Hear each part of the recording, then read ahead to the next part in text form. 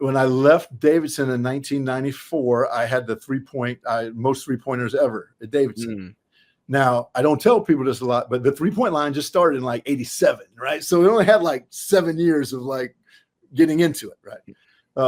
But I think Steph beat that in 1 year. We are here, another episode of Not Even D2. Great episode today where we talk with Coach Zimmerman, who's currently 18th year at Emory, really successful coach, leading Emory to NCAA tournaments. It seems like every year, like you should just pencil in Emory right now, regardless of what their record is. They got a great program led by Coach Zimmerman, which we'll get into. But what's good, bro? How you? Doing well, man. Doing well. Mid-November right now, so it's getting towards the end of the semester. Locking in on school. Basketball going on right now. D3 hoop started up, so a lot of great games that's been happening. Obviously here at Utica, but also around the D3 world. I caught the Endicott Tufts game. Endicott caught a crazy win. My boys Elijah Kinney and Marcus both went off that game. Bernstein had a solid game too. So yeah, just been chilling, bro. Watching a lot of NBA too. Pistons been bugging. But yeah, how are you? Nah, Pistons definitely been bugging. I'm good. I watched a lot of women's basketball. D3 and D1 is good bump there too. It's just good to get basketball back, bro. This is the best time of the year. I went to last Friday. I went to Richmond versus Columbia. Atmosphere was crazy. Two of the best mid-major programs in the country battling against each other. I was really impressed by what I was seeing from some people, but especially our girl Maggie Dugan. She's OD, bro. Like Hampton texted me during the game, like, "Yo, number 44 is really nice." And I told him like we had her on the pod. She might get drafted. He was like, "Shit, I could see why." And like I've seen Maggie play at like a high level. And in the post game, I was like, "You didn't really have your best game." And her coach was like, "Hold up, like she had 16-9-4." So it's just even on her off day, she's still a basket. And then on Saturday, I went to NYU game. They violated Jersey City. It was 112-40, bro. But made it their 65th straight win. Currently the longest active streak in NCAA, third longest streak in D3 history. So it was a good weekend for college basketball as a whole, but especially NYU, they got to feel great. They have their ring ceremony against Geneseo this weekend. You're going to be here, so we might have to work it out to pull up. If I can make it, bro, I just got some class thing that's done at 11. So if I can make it down there, I'll definitely slide. It's on Saturday. Yeah, no, I'm saying I got a class thing on Saturday, so we'll see if I can make it down. All right, the game's at 2, so keep me updated for sure. I got you. But yeah, let's get into this episode with Coach Zimmerman. I mean, like I said, they're always in the tournament. They're 3-1 right now, maybe 2-1. They were ranked preseason number 3 in the country, so they're gonna have a great year. I was watching some Ben Pierce film this morning, and I think he's the best guard in Division III. Like he's shooting it at a great pace right now. I think he hit 6 threes the other day. The volume's going up. He's on pace to break a lot of Emory records. He's already in the 1K club. He can finish around the rim. And then Jair Knight is also nice. So I'm not going to say my pick for the UAA just yet, but they're definitely up there. Like preseason number 3, obviously, they're probably a favorite in the UAA. But what you think about this episode, Coach Zimmerman?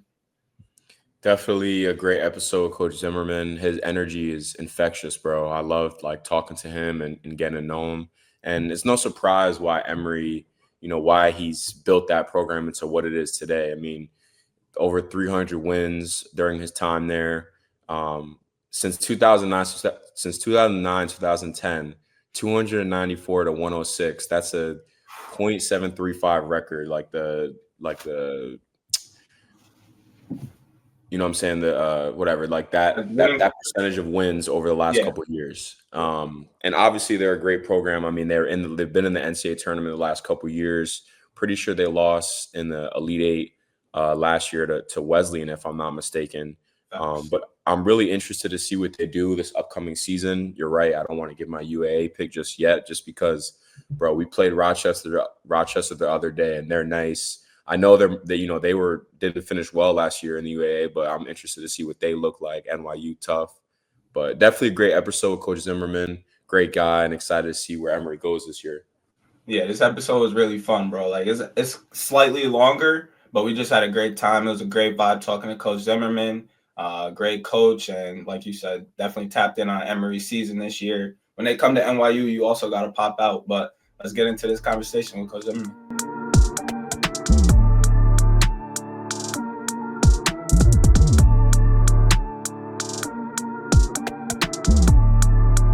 All right, we are here with our guy, Coach Zimmerman. How you doing today, Coach? I'm doing great. Hope you guys are. Well, I know you all. We've just been talking a little bit, but looking forward to talking to you after watching all your – I didn't watch all of them, but I watched a bunch of them after you invited me on and saw a bunch of my good friends and acquaintances in the business. And just you guys do a great job. Looking forward to talking for a while. No, I appreciate you getting on, Coach. It's going to be a great episode. You know, this is KJ knows this, but like we haven't done a Division III focus episode in a little bit, and this is, you know, obviously you're head coach at Emory D3 University, and you know it's right up our alley. So I'm really excited for this for sure. Yeah, it's great. Let's do it. Yeah. So, Coach, I know you're from Indiana, and I also know like Atlanta sports are pretty lit right now with the Hawks. The Braves won the chip a few years ago. The Falcons up and down. So I'm just curious where your sports fandom lies and what you follow. Oh, that's a great question. When I went to Davidson, everybody would ask me, like, who's your favorite college team? Right? Who's your favorite college team? I grew up in Indiana, you know, Bob Knight and Indiana. Everybody asked me, who's my favorite college basketball team? And I would say Davidson. And they'd be like, no, like who, like, you know, like I said, no, Davidson, like we play these guys. Like I'm not cheering for anybody else but us, right? Like it's it. Yeah. So Davidson and Emory, those two teams, automatic, right? Automatic. And then, I just love watching good like competition, right? I do follow the Braves and the Falcons and the Hawks. Coach Snyder at the Hawks has been great. Coach Butenholzer was here for it. So I've had some guy, Coach Butenholzer is a D3 guy. Coach Snyder I've known since, I played at Davidson a long time ago. So since I was young. So I like to follow people almost more than teams, like, Steph with the Warriors, being a Davidson connection, and follow those guys. And then you just know so many people. So I like watching good competition, right? And I like watching guys that I know that I like, compete. And so I don't know if I have a favorite, but, when you're in Georgia so long, you better be like a SEC football guy, you better follow that, you better follow but yeah, I just like watching good competition, like anything. Like if it's a tennis match or golf or anything on TV, that's like, hey, you gotta compete and you gotta get this done to win. Like watching how people react to that, I love it. Right. I have a quick question, Coach. So Indiana is known as like a basketball like crazy state, and you went to school in North Carolina, which is known as the hoop state, and now Emory in Atlanta, you're in Georgia, and people, a lot of people talk about how people talk highly of the Georgia hoop scene. So just talk about your perspective on the three different areas, the players and all that. Yeah, that's great. And the places I've been coaching, we kind of recruit the country too, right? Yeah.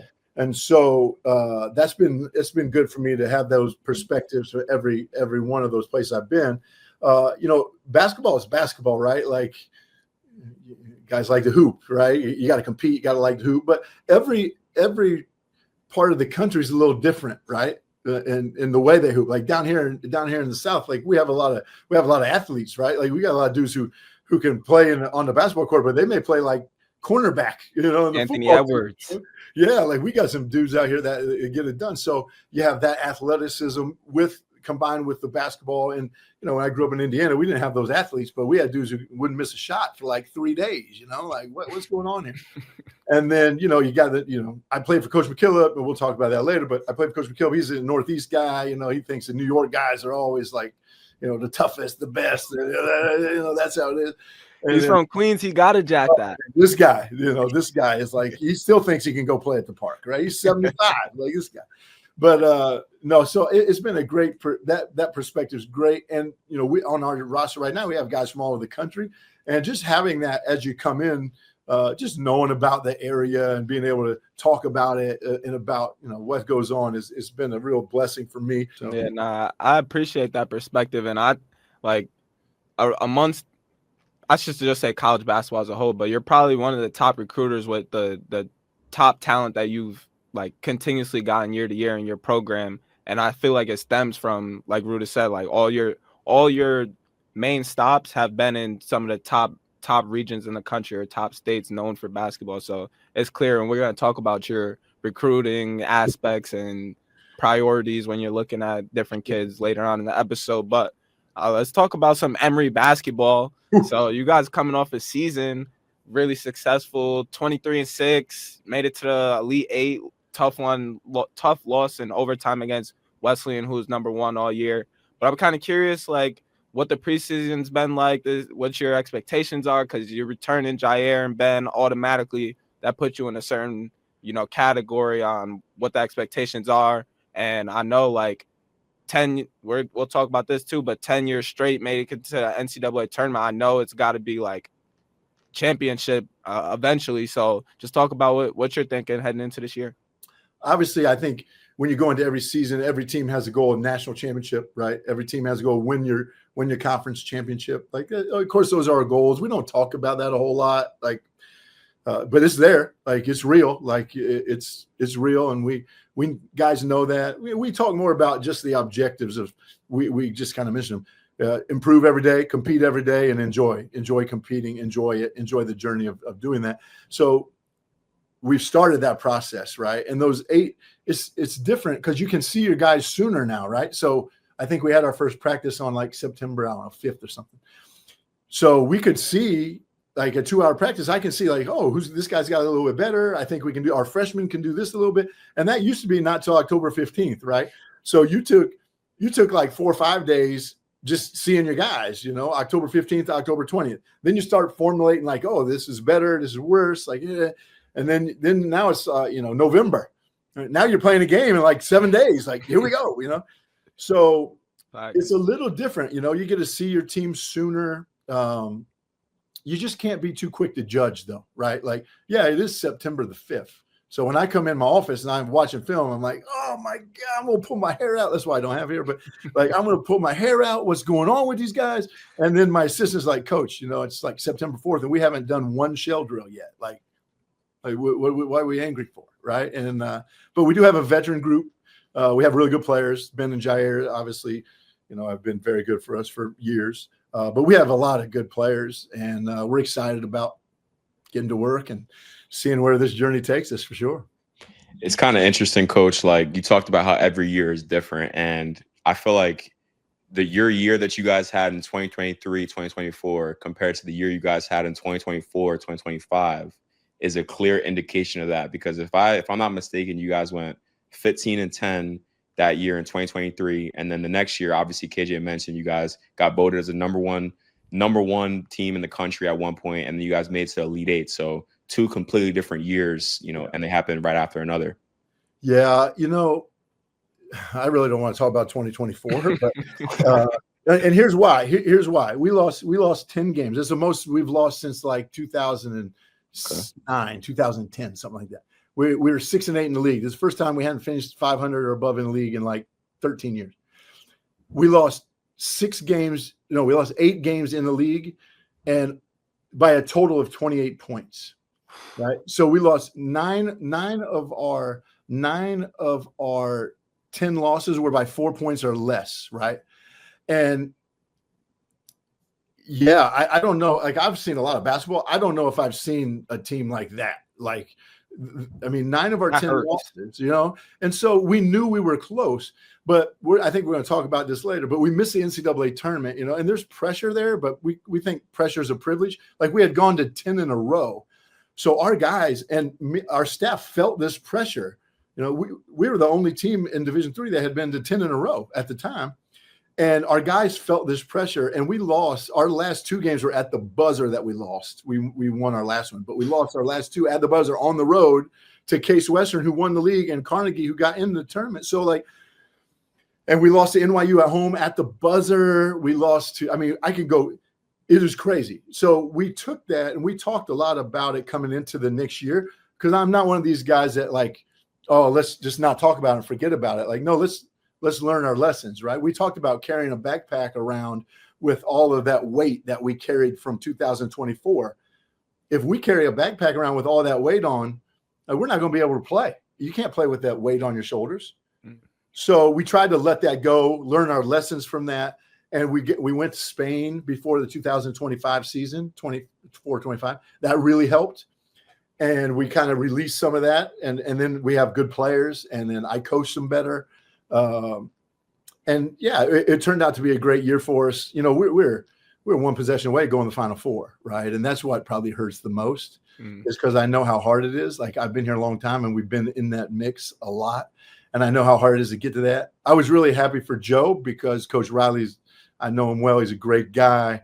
That's our guy too. Yeah, I was really happy for him. Like, I told him before the game, and I think he said this in a podcast. Like, I told him before the game, man, one of us is going to the Final Four. And I'm really happy that it's one of us, right? I hope it's me.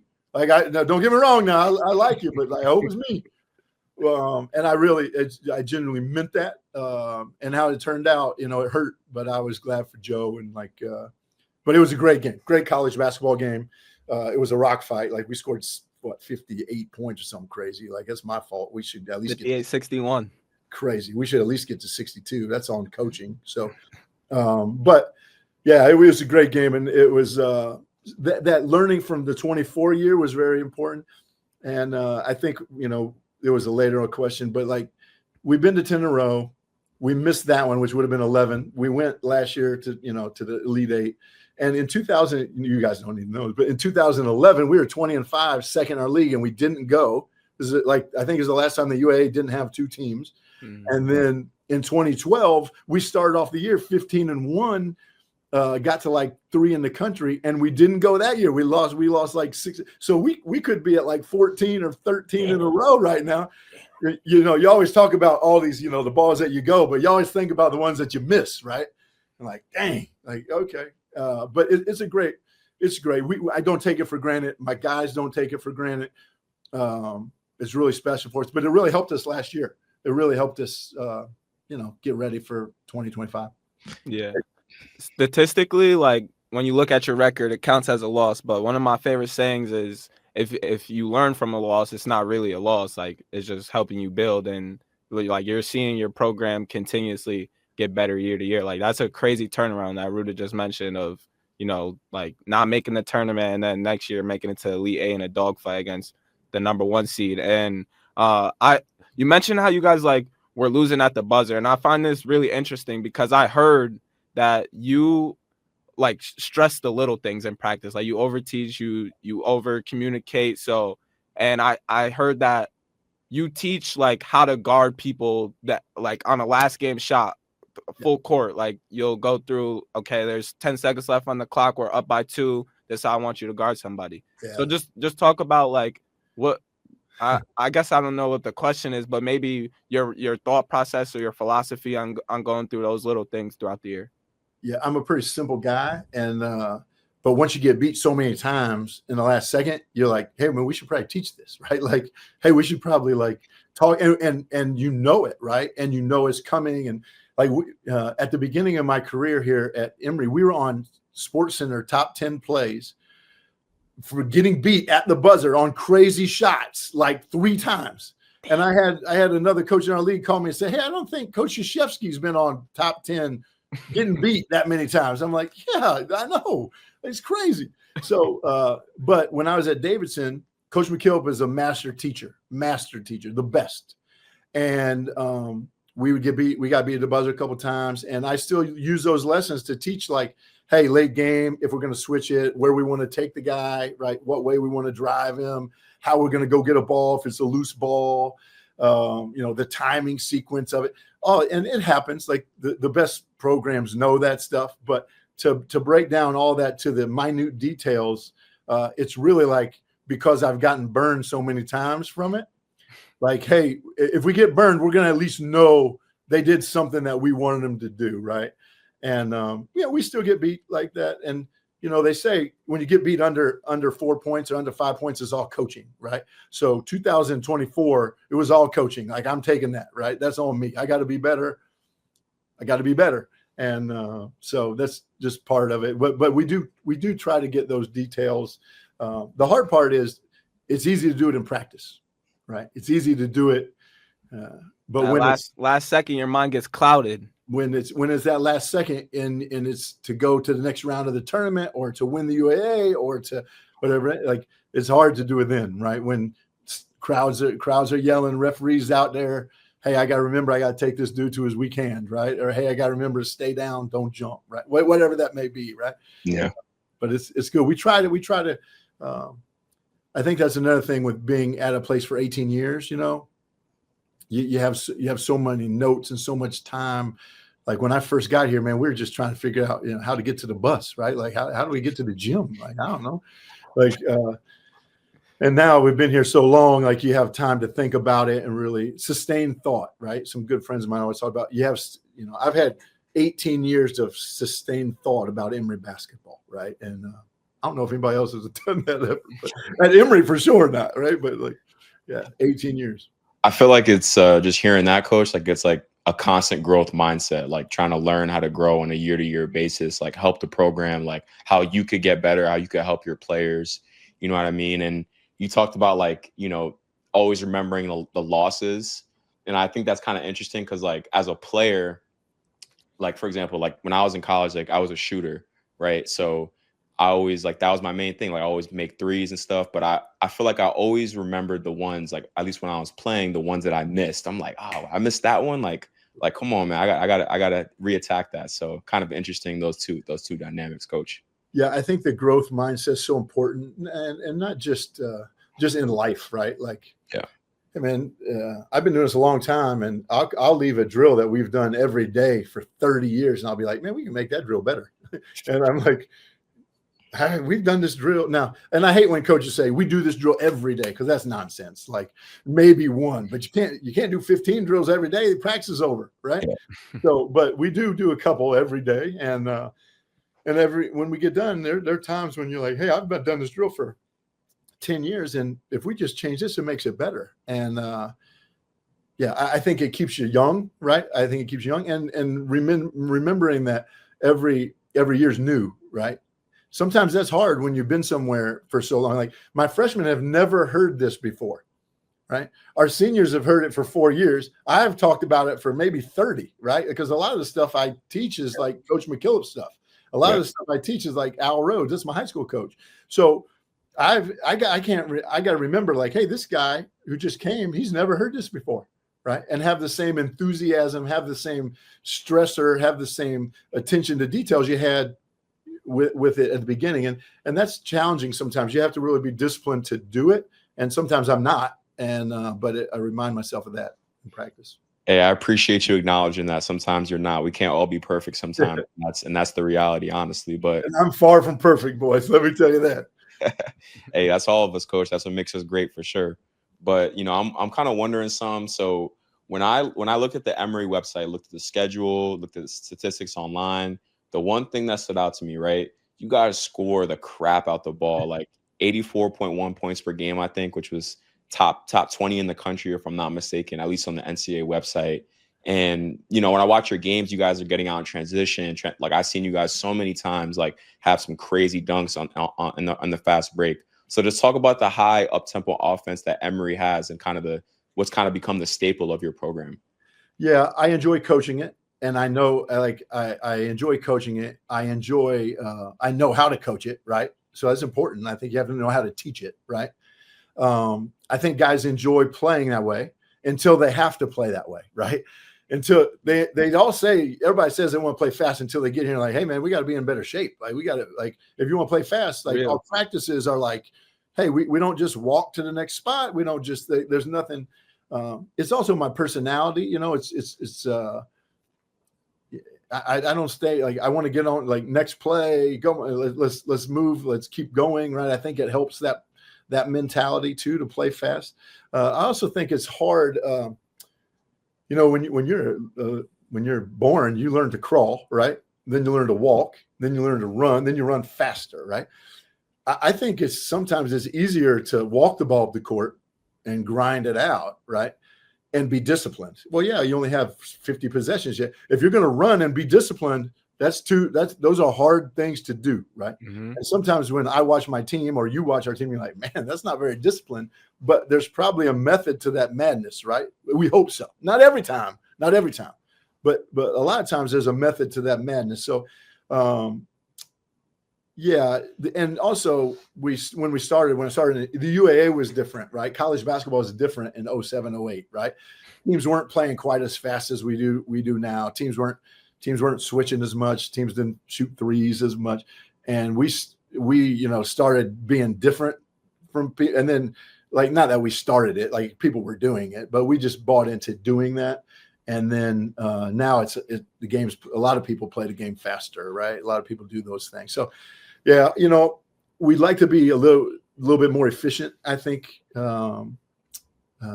were really efficient defensively last year, but we like to be a little bit more efficient. But we're going to play fast, so we're going to get some possessions in.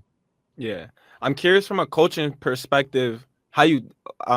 When I was playing college basketball, we never really played fast, and I'm curious how you teach that day to day. Like, what does Emory's practices look like, or what do the film sessions look like to get a disciplined but fast-paced offense? Yeah, that's good. So everything we try to do with pace, which is hard when you're a teacher, right? Because you have to teach details and you got to slow it down to teach it.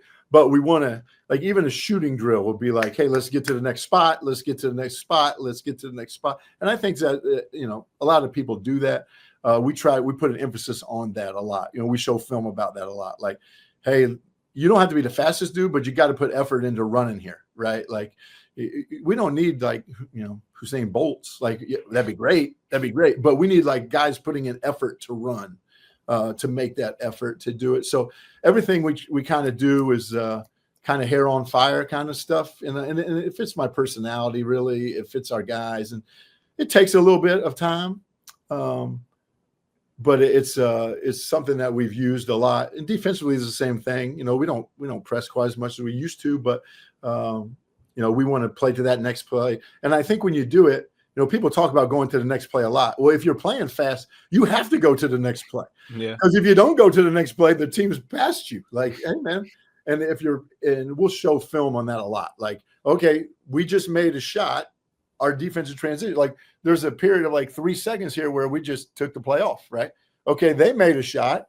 There's 3 seconds here where, like, there's no, eliminate dead time is one of our championship level things, and there's dead time there. And I think there's a lot of dead time on the court. And when I watch games, it drives me crazy, like how much dead time there is on the court with our guys. Like, come on, what are we doing? Super. I like that saying too. I might add it to my quote list. Eliminate dead time. Appreciate it. It's a good one. We have some good ones, but they're my guys get tired of all our sayings, right? They're like, come on, man. I love programs that are built upon sayings. So I'm gonna need you to send us some of the sayings that you use day in and day out. This is gonna be the last thing we talk about before we take a quick break. Great. But so when I was looking at the roster, you guys have 16 players and 11 of them were from different states. And I was like, wow, that's crazy. But it makes sense that Emory is a known brand at this point with the location, the high academic space, the resources, connection hub. So I'm just kind of curious what the recruitment process looks like for Emory, what tournaments you're going to, what are the conversations like, and then also how you think Emory's benefits kind of like propel you to be so successful in the recruiting aspect. Yeah, well, let's get something straight, right? People know Emory, right? It's not Coach Zimmerman. It's not our basketball team. Now, it is part of it, right? But like Emory's it's a worldwide brand, right? It's a worldwide brand. If you put an Emory shirt on and, people use the Emory Healthcare, right? Like, people know Emory, the name, right? Like, so that helps, right? That helps a lot. And, being in Atlanta, and even if you don't know Emory, like when we start introducing Emory to you, there's a lot to be excited about, right? Hey, look, I've coached here 18 years. I came here, like, I made the choice to come here to coach, right? Like, there's a lot of reasons why I made that choice, right? And there's a lot of reasons why I think our players and people should make that choice for sure. So Emory, I've been blessed to coach at a great institution, world-class place, world-class people.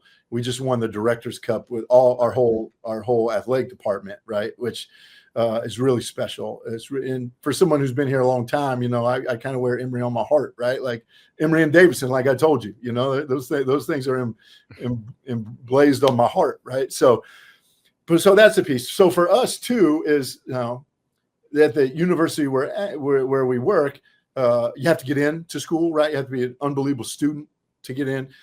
Financially, you got to be a way to go to school here. Whether it's need-based aid and merit, we have some merit, but we don't have a whole lot of merit, right? So you got to be financially be able to come to school at Emory, and then basketball piece, right? So there's like a 3-ring circus that we have here for recruiting. That everybody kind of has it, and everybody's to a different extent, right? So your admissions, your financial aid, and your basketball piece, and then what happens in that funnel is, I don't know. When we started here, that funnel was a little bit bigger. Now we got to get hey, there's 4 dudes in the country that I think can play better than.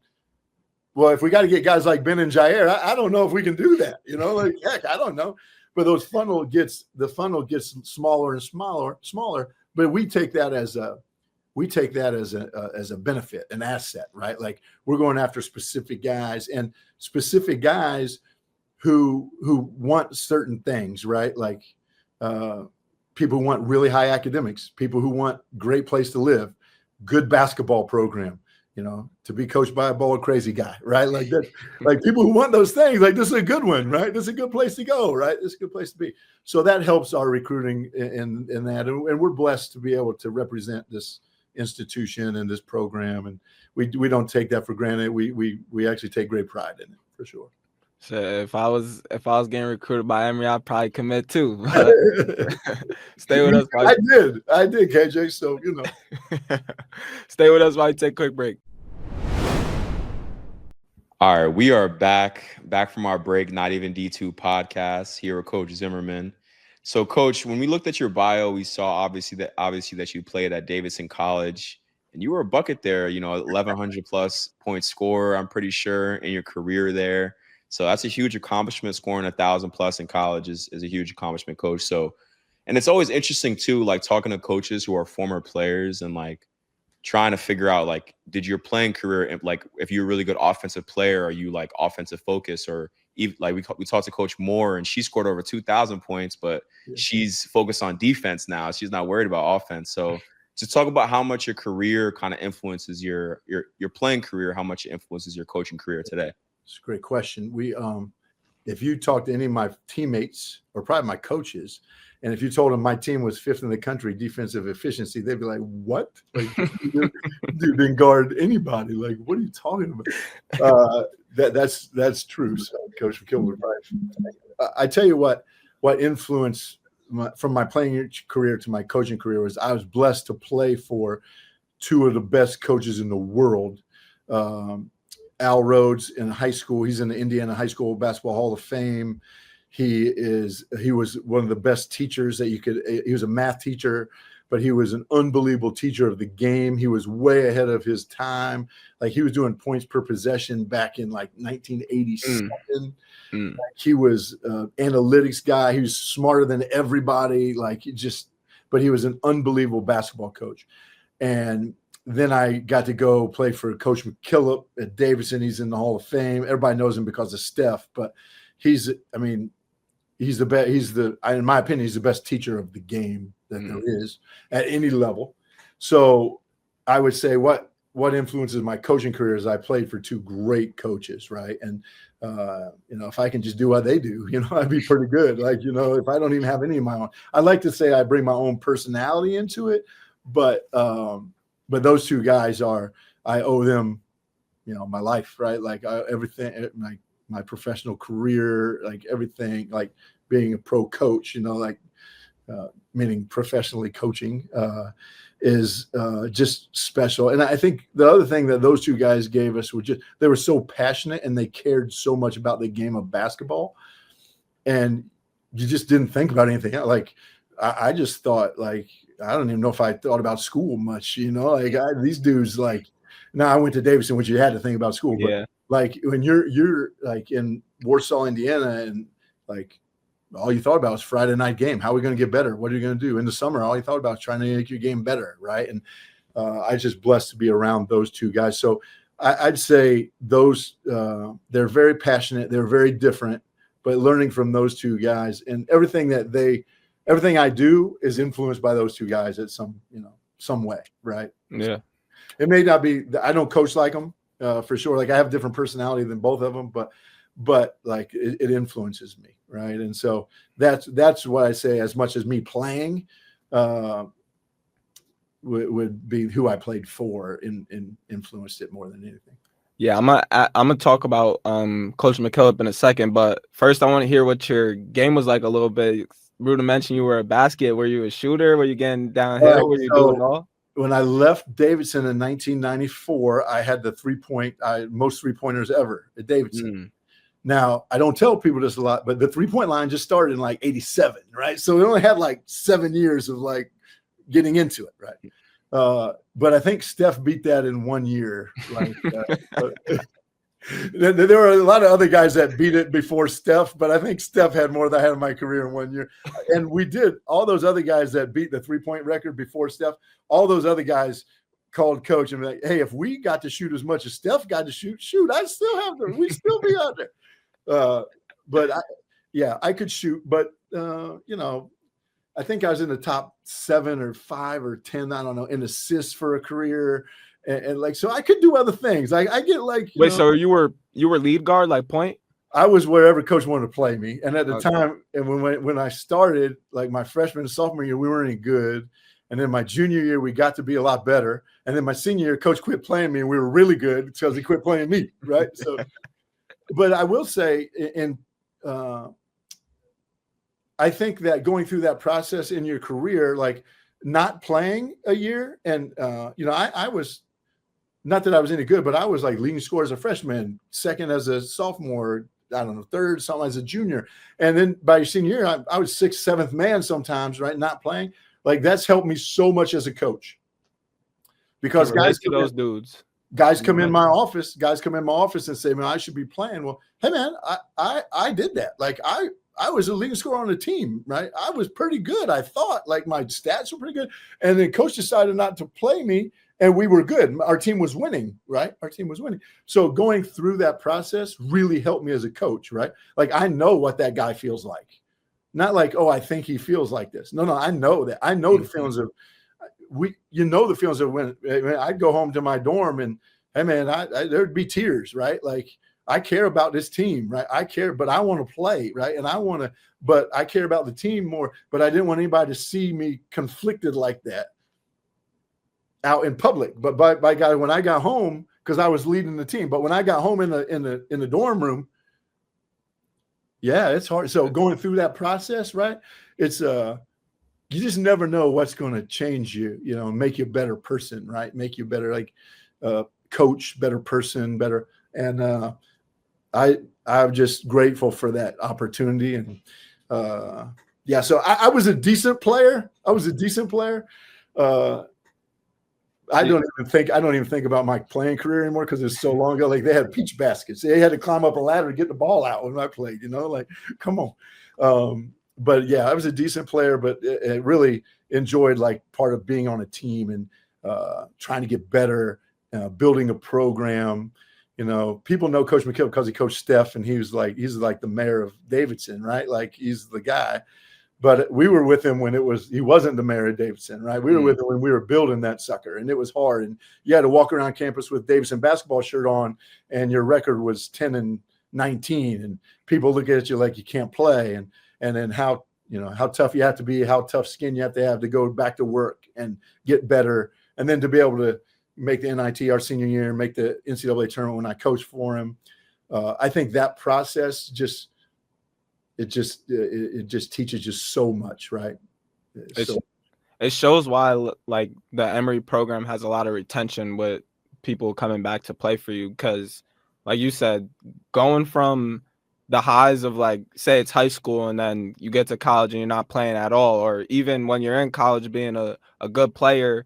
Like my freshman year, I was one of the better players on my team, and then like my junior year, I was barely playing. And like you said, like there's tears going into your dorm, or you're like, I don't even want to play for this dude no more. But having a coach that's like putting your mind to ease or giving you the ropes on how you can get back on the floor, stuff like that, is gonna make you like not, I want to say understand completely, but you're gonna understand it more. Be like, okay, he has some reason as to why I'm not playing. So, 100%. And also with that, like, there's a way to handle that, right? Like, there's a way to handle it. Some guys handle it better than others, right? Some guys make the team better even though they're not playing as much, right? Some guys just taking it all personally and like, now you're hurting the team, right? Like, and I think that's the way in life, right? You're gonna have a job, like you're not gonna get everything you want in your job. Like, how are you helping our company? How are you helping your company? How you have a family, right? Not everything goes perfect when you're family. Like, how you loving your wife, right? How you treating your kids, like how you raising children. Like, I just think there's so much of that, KJ, and it's we go through it in a very intense setting, right? Like, we win or we lose, and we're dealing with young men who are very like strong-willed and have alpha males, right? Like, that's what we deal with, right? And being able to learn and teach and that growth mindset, yeah, it's fun, man. It's like, gosh, I don't want to do anything else. I just want to keep doing it, right? Yeah, no, 100%. I could see the passion, just how you speak, for sure. You mentioned Coach McKillop and legend in North Carolina around Davidson communities and spaces. So I know you talked a little bit about he's one of the best teachers, but just talk about, because like after you played for him, you ended up coaching for I think 7 seasons with him. So just talk about like what made him so good, and if you give us some gems on what he taught you. Well, there's too many to tell you, right? Like, it's like going to it's like you're getting your PhD in coaching and teaching, right? Every day. And I was with him for 11 years, 4 as a player, 7 as a coach. Every day, like, he'd come up with something that you're like, wow, how do you think about that, right? And it's not like, this aha moment, but he just came to work every day, right? Every day come to work, and like his will, like he built Davidson basketball just on his sheer willpower, right? Like, I'm just gonna will this program to be good, right? And to be able to see it from the beginning until he retired, right? And watch that. That's like getting your PhD in coaching, right? And people don't understand, like, he wasn't this like well-known guy, he was just a high school. There's great high school basketball coaches, right? Like, some of the best coaches in the country are high school basketball coaches. He was a high school basketball coach when he got the Davidson job, right? Mm-hmm. And he was a teacher. And so just being able to watch his growth and the growth of our program, it's just a blueprint. And how he cares about everybody. And now he's the tough sucker now. Like, playing for him is hard. Like, coaching for him is hard. Like, it's hard, but if it wasn't hard, everybody could do it, right? So, but it was special, and just his. We take so much from him in our program. Like, our code comes directly from Davidson, directly from him. I say from Davidson, from him, but like, I've been part of building that too, right? So, like, I feel part of that, right? Like, I steal a lot, but like the code, the some principles that he does, like it's just his whole being, how he does practice, right? How he treats the guys, like, I just learned so much from him. Right? Coach McKillop just seems like a straight up like good dude. Like, I see a lot of clips of him at the Curry camp, just like dropping knowledge on some of the players and stuff. And it's just like, he just has, like you said, every day I can imagine that you're getting your PhD in coaching with him, because he's been around the game just so long. And like, obviously, yes, like he coached like Stephen Curry, but in reality, like, he was really the first person to give like Stephen Curry a real shot on the big stage. Like, yo, run the show, like, do what you need from us. And like, from then on, like, Davidson built on the success of that. Like, I remember when I was in high school, when he was still coaching, like, seeing Davidson in the tournament in the mid 2010s, like, every year, I felt like. So definitely. Yeah, he's such a good teacher. Like, he thinks about what he's going to say, and he breaks it down so much. And now when he's not coaching his team, he has like a year to think about that Steph Curry like camp, right? Like, and it's so good, right? And some of the stuff that he thinks about is crazy, and you're like, man, you can't say that. And he goes and says, like, man, that is so good, right? And we got so many stories about that I can't tell you on here for sure. But he's just so good at that. And the thing is about coaching is he's a teacher, right? He's a teacher. Now, don't get, like he doesn't curse anymore. Like he goes to mass every day. Like when I was playing for him now, I learned new words. Like I had all kind of stuff, right? All kind of stuff. And I'm not as good as coach. Like I still get it going a little bit. Nah, that's awesome. Shout out Coach McKillop for sure. If he's listening, we got to have him on the pod for sure. Definitely hop on, Coach. But no, just talking a little bit more about Emory, Coach. You guys went on a run of 10 straight NCAA tournament appearances from 2013 to 2023. Huge accomplishment, Coach. I mean, in Division III, like you said, I think you guys are one of the only teams to have accomplished something like that at the time, like you mentioned. And you don't see that in Division III, just with like retention of teams, of even coaches and athletic directors. Like it's Division III can sometimes be very, you can't really plan for it sometimes on a year-to-year basis because a lot of variables that go within the process of building a team. So just talk about, how you maintain that winning consistency within Division III. Yeah. I think that kind of goes into the culture piece too. Like it's, passing the torch from one generation of players to the next generation of players. Right. And it's, let's start with the players, right? You have to have really good players. And those players recruit better players, and those players recruit good players, and then they teach them, and then they're together. And so you have to have guys that care about basketball, right? A lot of people come to Emory with grand plans, right? Like they're going to cure cancer, be a doctor, own a business. Like these guys they're so much bigger than basketball, but they care so much about basketball, right? And they care so much about it. Like, yeah, there's a bigger picture, but when they're here, they care about competing. They care about improving. They care about being on a team. They care about the guys in the locker room. There's just this care that carries over from like passing that torch down to the next guy. And that's real, right? And when you get real people that do that, when you get players that do that, it's something really special, right? So you start with the players, and then you also go to staff, right? Like, we've had unbelievable staffs here, like guys that, like my staff now. I just hired Matt Krause from, he's at Nebraska Wesleyan, but he played at Florida. So I hired him. He's an Atlanta guy. But I've had Charlie Kopp has been with me for like 11 years now. He played at Penn. He's in Atlanta. He's been with me for 11 years, right? The smartest guy I know, gets more out of the 24 hours than anybody I've ever seen, right?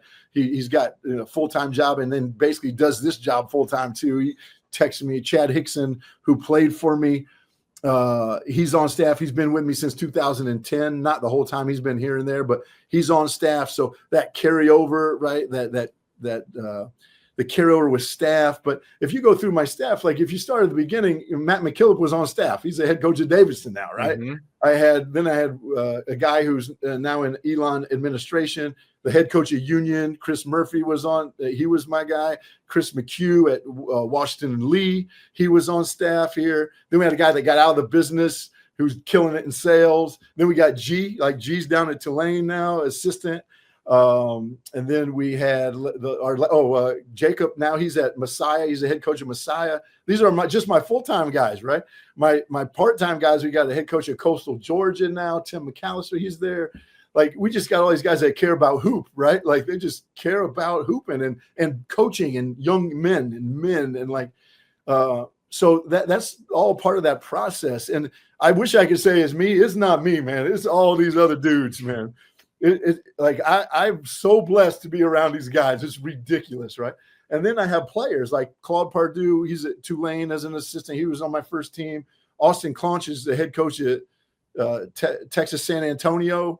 He was the head coach at Nichols. He was at Alabama. He was my first second point guard I've had here back in 2010. We got Lawrence Rowley's an assistant at Air Force now. He was at Princeton. He played for. So we got guys that just care about people, team, being part of a group, something bigger than themselves, and love basketball. And that's something really special, right? Something really, really, really special. And then, just going to work every day, like just having that piece of just go to work every day with those guys. And then you're going to enjoy the journey with them dudes for sure. And we've been fortunate. We've had athletic directors that understand, like, it's really hard to be good at men's basketball. Period. Facts. It's really hard to be good in men's basketball. Like when we were on that run, there was one team that had been to 10 straight active, and it was us. Like if you look at other sports, like there's some sports that have like teams that are in the win 10 national championships in a row. Like there's only one team that had been to 10 in a row, right? Like it's just really hard to be good in men's basketball. And that's not saying that other sports aren't. I'm not saying that. But I just know I don't know other sports. I just know that it's really hard to be good in men's basketball. And the Division III, it's harder to make the Division III tournament. This is Division I tournament, right? Mm-hmm. Like there's 19 at-large bids, Pool C bids, 19. There's 33 in Division I, 36. I don't even know anymore. It's just really hard, right? It's really hard. And that's a really long answer, crazy answer to the question. But there's just so much that goes into that. And I honestly, it's hard for me to fathom, right? Like when I came here, the first 2 years we were 5-23 in the UAA, right? Like that was our record. Like we won 3 games the first year. We were 3-11, and then we were 2-12. Our first 2 years here, and we had great dudes, and I love them. I love them still to this day. They were great dudes. They played their tails off the whole time, right? But we've been through that, and I don't ever take that for granted. Like. Ever take that for granted. I think we lost 15 UAA games in a row at one time in those first 2 years, right? And so, like, people look at Emory now, like, yo, we've been to 10 in a row. Yeah, but I also lost 15 UAA games in a row. Like, it ain't me. Like, these dudes are way, the players, right? It's the players, it's the coaching staff. So, those guys are special to me. They have made my life. I love coaching. I love being around guys, making them better. And those guys that I mentioned, and every player that's played for me has helped me raise my family, made me a better person. And I just hope I get to do it a lot more, right? Like, just hope I get to keep going. No, that's definitely heartwarming. I think you got to give yourself a little bit more credit, though, because you're the only one that's been consistent throughout the stamped Emory program has been Coach Zimmerman. So you got to give yourself credit with that. It's kind of funny. Like a lot of people just talk about just being a good person and the benefits will come, right? So you're surrounding yourself, you're being a good person yourself, but you're also surrounding yourself with like-minded people who are also good people, who are invested in the Emory program, who are invested in the players, who are, just basketball fanatics, who love the game. And, when you add up all those things together, you get the Emory program, which is a winning program and has a winning formula. So, from the comments that KJ said, from the comments that you're making, it's no surprise to hear why Emory is so good. And I want to talk about one specific accomplishment, Coach, and this is going to be the last question of the pod before we get into rapid fire and starting 5. But I saw online that you got your 300th win, and it was at NYU. So first, congrats to you, if I'm not mistaken, all-time winningest coach in Emory history. So we got to clap it up for you for sure. But 300 wins, you got at NYU, and if I'm not mistaken, again, you guys were both ranked in the top 5 in the country. So it was really a heavyweight bout for that 300th win, which makes it even crazier. So just talk about that day that you received the win, that you got the win, and also just like, you're 18 years now and coaching. So what can we expect next from Coach Zimmerman just in the future? Woo. I'm hoping to make it to tomorrow, right? Like, but no, the 300th win, I'll give you a little bit of that. So I knew it was getting close, and my wife had never been to a UAA trip. I've been coaching 18 years. She has never gone on a road trip with us, and she's giving me a hard time. Now, part of that's because I have 2 children that were growing up. They were playing sports and like a lot of stuff going on, right? And so my wife went on the trip with us to New York and Boston, and we went to play Brandeis after that. So my wife goes on the trip, and she's, spending time in New York, whatever. We played a game, and we win, and I'm walking off the court, and my wife's standing there, and usually she's in the stands. Like, I come see her after we're done. She knows, and I walk off the court, and she gives me a hug, and I give her a hug. I say, I'll see you. I'm going to the locker room. I'll see you when we come back out, right? And then my assistant, Jacob, said, hey, congratulations. And I'm like, Yeah, that was a great win. Like it was a big time because they were really good. It's a big time win. He goes, no, you have 300. I said, oh my God, that's why my wife is here. That's why she was standing there. So I ran back to her. I gave her a hug and I said, hey, thanks. And, so the best part about that whole night though was we had a bunch of alums in the gym, right? In the gym. So they were all there. And so I said, hey guys, come on, come in the locker room, right? So when we walked in the locker room, I had like maybe 15 alums, my team, one of my alums' kids, like son was there. And I told the guys like, hey, that's great, but just no water. Like, don't dump water on me. Like this crap. I hate that stuff. Right. So next thing you know, I got I have a suit on, I got water. Now I got to walk through the streets of New York to the hotel, soaking wet, but the best part about that 300 was the people that I got to share with. My wife was there, my staff, my alums, the guys on the team. And then, that may have been the best game we played all year. Like we played really well that night. I wish we could have done that again, copied that, paste that for like 17 more, but we played pretty well the rest of the year too. But that was a special night for us. And, Coach Klasky had a really good team and they were good. It was a good night. It was a good night, but it was fun. 300 wins just mean I've been doing a long time. I got a lot of losses too, right? Got a lot of losses and like, it's all part of it. But like I said, I love doing this. I hope I get to do it for many more years. And I hope we get many more wins, but the people that you get to do it with are really special. Super dope answer, Coach. And really appreciate you, like I said, getting on the pod. And I think if KJ doesn't have another question, we're going to get into rapid fire and starting 5 edition. You ready, Coach? Always ready. I don't know if I have a good answer for you, but I'm ready. All right, bet. So first rapid fire question I got for you. What is your favorite UAA away trip? Whew. Man, the UAA trips are awesome, right? They're awesome. They're awesome for the players. Awesome for the players. They stink for the coaches. Because, we got it. Hey, where we're going to eat? Where's our pregame meal going to be? How are we going to get to the hotel? What bus? What airline? Where we're going to the bus is late. The plane's late. So the trips are incredible. I love it. I love traveling. If I have a favorite, each trip has its own rhythm. The New York Boston trip's great, right? It's great. The Chicago St. Louis trip, again, great. You get to stay in Chicago, get to St. Louis. That's we drive in between that. That's a long drive. But I have high school buddies from Indiana that come to the Chicago game, right? So for me, that's a great trip. I get to see my 4 or 5 best friends from high school. They come to the game. They harass me the whole game, which is great, right? And then, growing up in the Midwest, my mom and dad live in Ohio. So the Case and Carnegie trip, they get to come to those games. So that's a great one for me too. So, and then the Rochester, Coach Neer, who used to coach there, Coach Luke are good friends of mine. When I go, I hate playing against them, but I love seeing Luke and those guys at Rochester. So every trip, Ruta, is really hard to say what my favorite one is. But I tell you what, every one is a beast. Every one of those trips are monster trips, right? You're playing somebody really good on Friday night, and then Sunday noon or 2 o'clock, you're playing somebody in a different city. And really fun for the players, really hard for the coaches, right? I got you. All right, next rapid fire question. So you're from Indiana, famous sports movie called Hoosiers, which I think it takes place in Indiana. I've actually never seen it. So I have to ask, is Hoosiers your favorite sports movie? Hey, you've never seen Hoosiers. What is going on? You can't talk to me and not see Hoosiers. Yeah, I don't watch movies either, so I actually never seen Hoosiers either. Oh, gee, I got to end the podcast right now. End the podcast. No, I love Hoosiers. There's a kid from my high school that's in the show. It's in the movie. Ray, the punch guy, he went to my high school. He's older than me.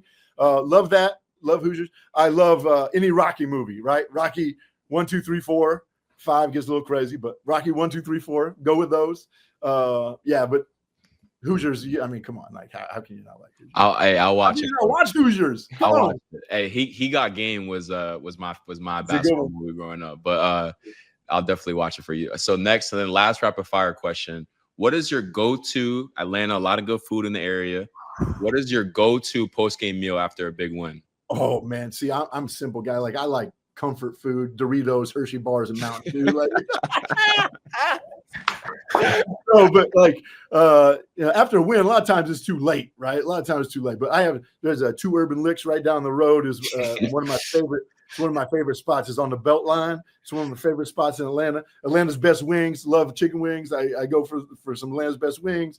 There's barbecue. There's so much good food in Atlanta. It's ridiculous. Nah, that's my favorite part about going to Atlanta is the food for sure. Right. Get a nice soul food dish and feel great about yourself. So you got to come by. Like we got Mary Mac's down the road right there. Like you got to come by. We can hook you up there. All right, sounds good. We're sliding this next year, but we got in this episode with starting 5 edition. So if you're a coach, assemble a lineup, point guard through center. Who's your lineup going to be? And this edition is going to be the best players that you've coached against at Emory. Impossible, by the way. Like I have it down here. I'm gonna rapid fire this, and it's not a starting 5, but I'm gonna tell you some of the dudes that we play. You're not even gonna know some of these dudes. Well, first of all, we played against Steph because I played Davidson. Like I was coaching Emory, we played Davidson, so Steph is the guy, right? We played Lipscomb, and with this guy Garrett Matthews, he played for the Knicks. So Steph and Garrett Matthews, we played them, but we'll leave them out. We'll go D3. So Ben Strong played at Guilford. He was player of the year years ago. Troy Roos played at WashU. He was also player of the year early on. John DeBartolomeo from Rochester was a monster. He plays in Maccabi Tel Aviv. I think he's still their captain. Like he played like 2011. So those 3 start off. And then we hit guys like we played the national champions like, I don't know, 7 times, 8 times. So like Cortez Tillman and Grant Schaefer from St. Thomas were monsters. Tyler Tillema from Wisconsin Stevens Point was a monster. KJ Evans from Whitewater, monster. All the guys from Oshkosh that we played in the NCAA tournament, they had like 5 of them. They won the national championship the next year with they had Charlie Noon, Ben Boots, Fravert, Flynn, and all these dudes, right? And then you guys know, then you had the 5th year guys, right? Like guys. So you got like Jack Davidson, Buzz Anthony, Spencer Friedman. Like these dudes are monsters, right? My God. These dudes are monsters. So there's 13 I just named right there, 13, and they're unbelievable they're unbelievable basketball players in general. I'm just gonna say this: we got some dudes on our squad that have been pretty good too. 100%. So I got to, some of my guys have been monsters too, but those have been really fun to compete against those guys, and there's a bunch of them in the UAA every year. It's been great. Great bump in D3 for those who don't know. Great bump for throughout history. So definitely do your research. But that's gonna do it for another episode of Not Even D2. We definitely appreciate you again on the pod. It's been a good conversation, and good luck next year. Thanks, guys. Appreciate you. Keep doing great work, man. It's so fun to listen to you guys. Appreciate you, Coach. That's going to do it for our conversation with Coach Zimmerman. Really good convo. One thing that we didn't dive too much into, but I wanted to highlight is their culture is really so strong at this point. And shout out to Gene Beatty for this point I'm about to make. But it's started because of Coach Zimmerman. He's grinded it out, but now it's just the program itself has this infectious culture. Like you talked in the intro about his energy being infectious, but now it's translated to the culture as itself. Now the upperclassmen can just they understand everything Coach Zimmerman wants to preach to the younger guys, and that helps the younger guys be able to transition into college basketball more seamless. And that's showing why their player development's always good. They're always making the tournament. It's just a culture that's continuous now because of Coach Zimmerman just constantly grinding it. 18 years is crazy. Shout out to him. But yeah, just a really good conversation. If you got any extra thoughts. No, you're right. I mean, culture is such a big part of college basketball, especially in this NIL era. I know D3 isn't really affected by it, but the transfer portal and stuff like that, you want to build a culture so students are more inclined to stay at your school, and that's what Coach Zimmerman has done at Emory, bro. Pretty clearly. I also just loved how he talked about some of his influences too, like Coach McKillop. Coach McKillop, if you're listening, I don't know if you are, but definitely got to get you on the pod. But super dope episode, bro. Glad we got Coach Zimmerman on for sure. Facts. Well, we got a great episode dropping. It's gonna be Thanksgiving next week, but we'll still have an episode out for you guys. So make sure you subscribe. Go follow us at Not Even D2. A lot of good short film content Rue to be snapping on. So go follow that, and we'll see you next week on Thursday.